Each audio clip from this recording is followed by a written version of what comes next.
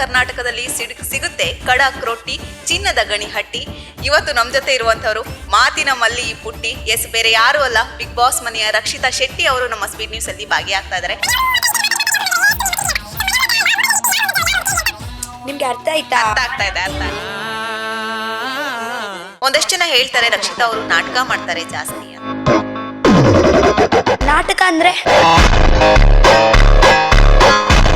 ರಕ್ಷಿತಾಗೆ ಅಹಂಕಾರ ದುರಹಂಕಾರ ಇದೆಯಾ? ನಾವು ಯಾವಾಗ ಮುಂಚೆ ಹೋಗು ನೋಡಬೇಕು, ಯಾರಿಗೆ ನಾವು ಹಿಂದೆ ತಲುವ ನೋಡಬಾರ್ದು.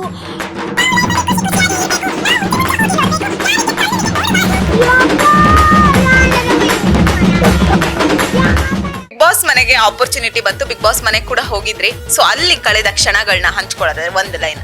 ಅಯ್ಯೋ, ಆ ಮನೆಯಲ್ಲಿ ದುಃಖ ಇತ್ತು, ಸುಖ ಇತ್ತು, ಸುಖ ಇತ್ತು, ನಗು ಇತ್ತು, ಖುಷಿ ಇತ್ತು. ಗಿಲ್ಲಿನ ಮದ್ವೆ ಆಗೋಕೆ ರಕ್ಷಿತಾ ಅವರು ರೆಡಿ ಇದಾರಂತೆ, ಹೌದಾ? ಕುರುಡು ಕುದುರೆಗೆ ಹುರಿದ ಹುರಿ ಕಡ್ಲೆ. ಕುದುರು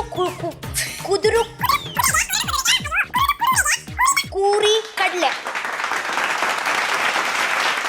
ಇನ್ನೊಂದಷ್ಟು ಜನ ಅಂತಾರೆ ಮಳವಳ್ಳಿ ಸೊಸೆ ರಕ್ಷಿತಾ ಶೆಟ್ಟಿ ಅವರು ಅಂತ ಹೇಳಿ, ಏನಂತೀರಾ?